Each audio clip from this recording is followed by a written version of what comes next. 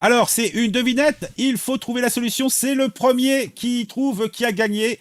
Top, je suis un analphabète du 7e siècle, ne sachant ni lire ni écrire, mais je prétends avoir écrit un livre qu'on m'a dicté. J'ai vécu comme pilleur de caravane, mais en me faisant passer pour un saint, j'ai épousé une fillette de devant, mais j'en avais 53, je suis Momo. Momo, bravo à Super 7 qui a gagné. Voilà, on a une présentation. Avner Solal, tu chauffes. Si vous connaissez un juif qui égorge des professeurs, qui fonce sur la foule avec un camion, qui décime une foule à la calage, qui lance des fatwas contre des artistes, qui s'explose à des arrêts de bus ou qui se marie avec des gamines, faites-moi signe. La plaie de l'humanité. C'est encore Atatürk qui en parle le mieux. Mustafa Kemal Atatürk, 1881-1938. L'islam, cette théologie absurde d'un bédouin immoral, est un cadavre putrifié qui empoisonne nos vies. Je ne serai pas par hasard le prophète dont Pécresse ne veut pas qu'on publie des caricatures. Bien sûr, Jésus ou Marie, ça ne pose aucun problème. C'est vrai que les chrétiens sont habitués et en plus, ils ne protestent pas. Ne décapitent personne. Je suis le pédophile. Eh ben dis donc. Alors c'est quoi ça? Mohamed, dit Momo le pédo. Eh ben dis donc. Mohamed and Aïcha, the first date. Ah putain. Allah, la calbar, un sans-papier. Oh putain. Ah oui, il s'est pas torché. Encore un sans-papier.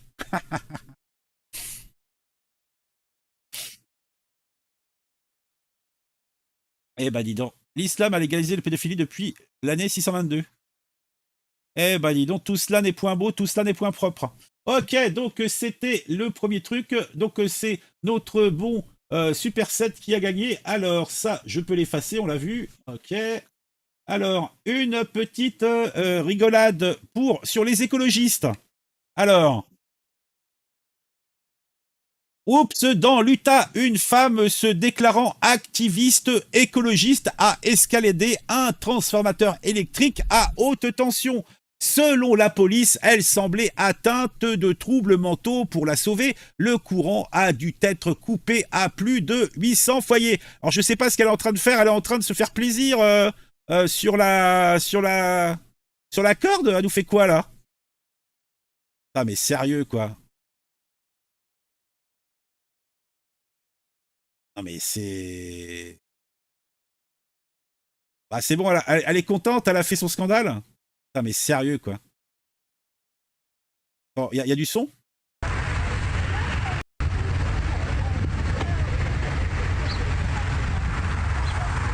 Eh bah dis donc. Ah l'écologie, hein, ça...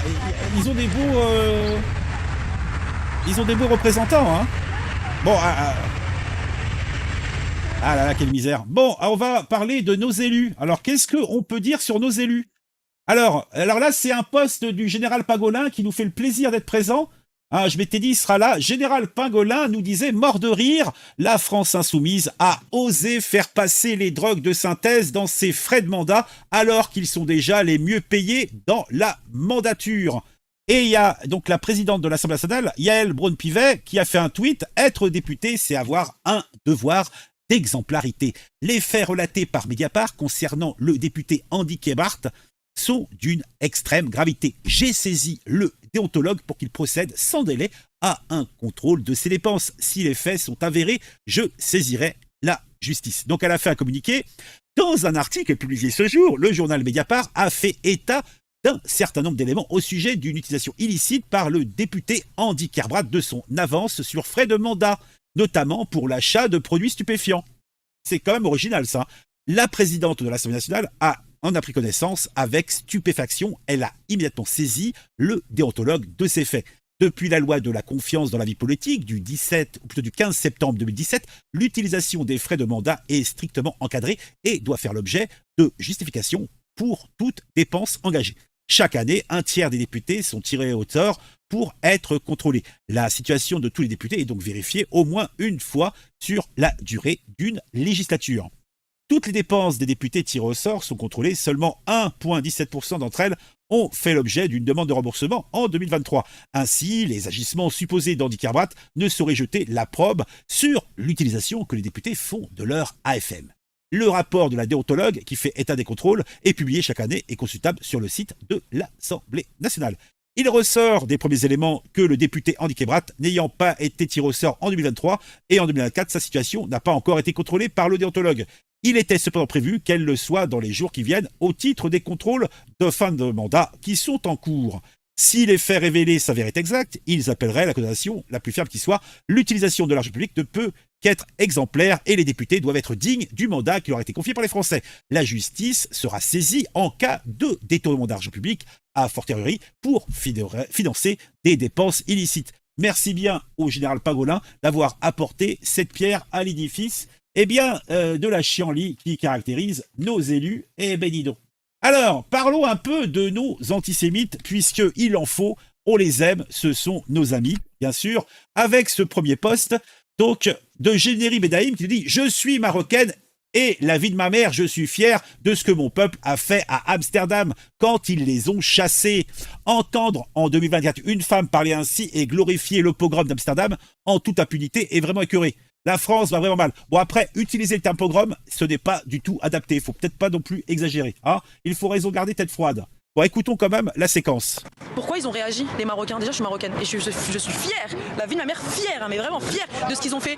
Mon peuple, mon pays, dis-moi Morlaix, parce qu'ils ont fait à Amsterdam. Quand ils les ont chassés de là-bas comme des... T'as vu quand c'est pas des femmes et des enfants? Ils courent, hein, quand c'est pas des femmes et des enfants. Sur Amsterdam. Ils courent. Et Amsterdam, ils ont couru comme des grosses merdes, parce que c'est des grosses merdes. C'est tout ce qu'ils sont. C'était une provocation d'Israéliens à Amsterdam. En fait, ils ont provoqué.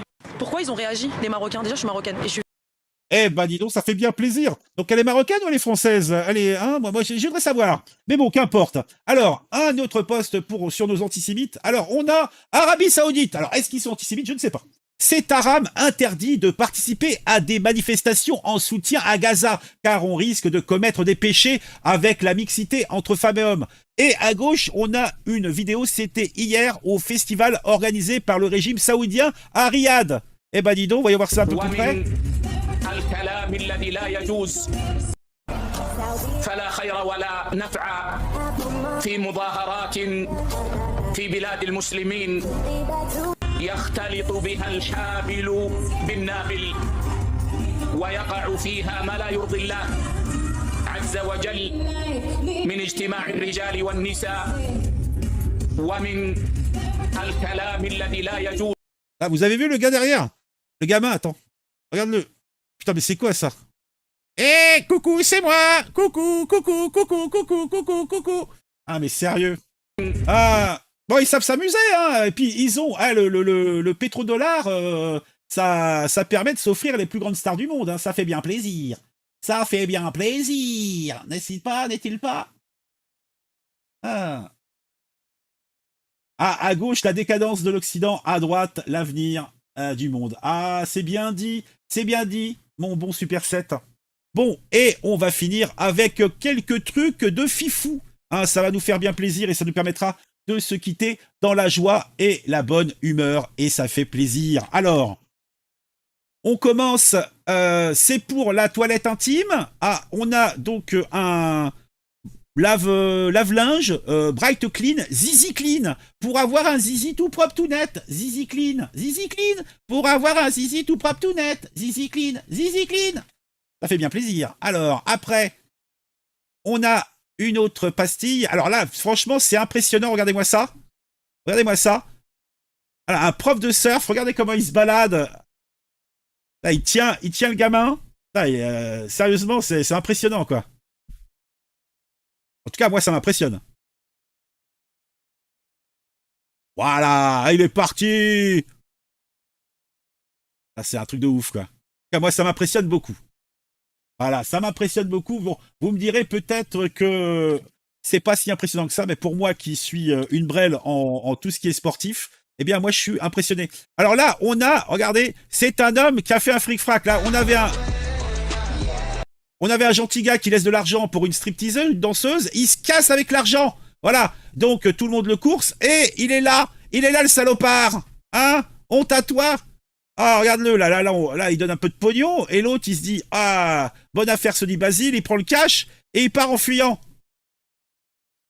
Eh ben, dis donc, tout cela n'est pas beau, tout cela n'est pas propre. Et il a été, eh bien, je pense, on lui a ramolli la viande à ce saligo. Alors, là, c'est pas drôle, mais c'est drôle en même temps. Alors, le monsieur, vous voyez là, le monsieur est décédé. A priori, à ce que disait l'article, là, on a l'article, en fait, ils expliquaient que ce mec-là, consommait 6 bouteilles par jour et que, eh bien, il a décédé.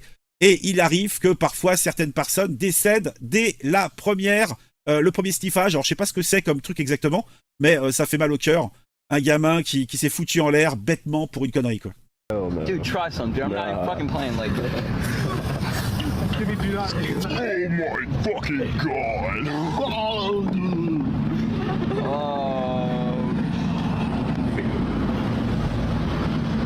Yo, is he dying? Oh man. Dude, try some, dude. Alors, je suis pas sûr qu'il est mort dans cette séquence-là, mais en fait, le pauvre gars, il a clamsé avec sa surconsommation de ce truc-là. Horrible, horrible, horrible. Mais bon. Alors, cette vidéo ne doit jamais disparaître d'Internet. Regardez-moi ce mec qui va nous faire une dinguerie. C'est un pays, ça doit être dans les Émirats. Le mec, il a beaucoup de pognon, donc il s'est acheté une belle voiture, mais il sait pas conduire. Voilà, il perd le contrôle de sa bagnole et il se fait éjecter de sa bagnole. Et il s'en tire bien, franchement, ça fait plaisir. Ah, le Darwin Award aussi, c'est peut-être quelqu'un il s'en tire bien. Hein. Sa bagnole est défoncée, mais bon. Ce n'est pas grave. Allez, on passe au suivant. Alors là, oui, ça c'est pas mal. Donc, c'est ce qu'elle dit, c'est lunaire, mais les commentaires, ça le sera encore plus. Allez, on écoute. Tromper mon ex parce que il était trop bien et j'arrivais pas à me débarrasser de lui. Je vais fermer mon entreprise parce qu'elle fonctionnait trop bien. Mes parents étaient trop gentils. Je suis retourné à l'orphelinat. Mon boulot il était trop bien payé. Du coup j'ai démissionné. Actuellement je suis en enfer car je ne manquais de rien au paradis. J'ai déchiré le ticket du loto car j'avais gagné. Je me suis acheté des pâtes réelles, n'étaient pas périmées. Alors je les ai jetées, je me suis coupé une jambe parce que je marchais trop bien. J'ai une villa de luxe et je n'arrive pas à m'en débarrasser car elle est incroyable. Du coup maintenant je vis dehors. J'ai arrêté les jeux vidéo car ça me procurait trop de plaisir. Alors moi j'ai cassé ma baie vitrée car je voyais trop bien à travers. Tromper mon ex parce que il était trop bien et j'arrivais pas à me débarrasser de lui. Eh ben dis donc, il y en a qui ont des vrais problèmes. Hein. Ah mon ex, il était trop bien. Donc je l'ai... Ah franchement, mais dinguerie quoi. Dinguerie, dinguerie, dinguerie, dinguerie, dinguerie.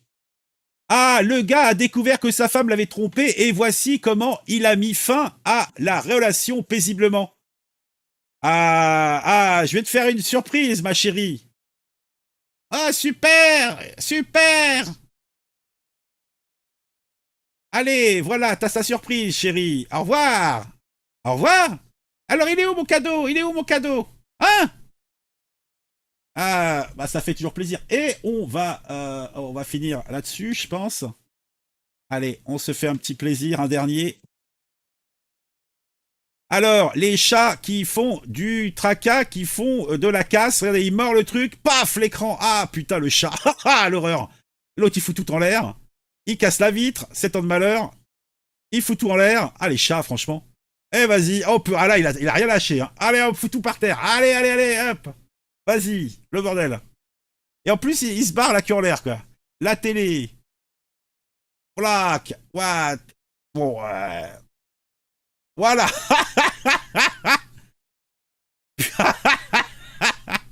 Ah, mon Dieu. Allez, chat. Ah, j'adore. Oh là là là là là là. Il a sauvé le truc. Ah ouais. Ah, ça fait bien plaisir, hein. Ah, ça fait bien plaisir. Regarde-le. Oui, c'est moi qui ai fait le coup. Je recommencerai plus. Libère-moi, libère-moi.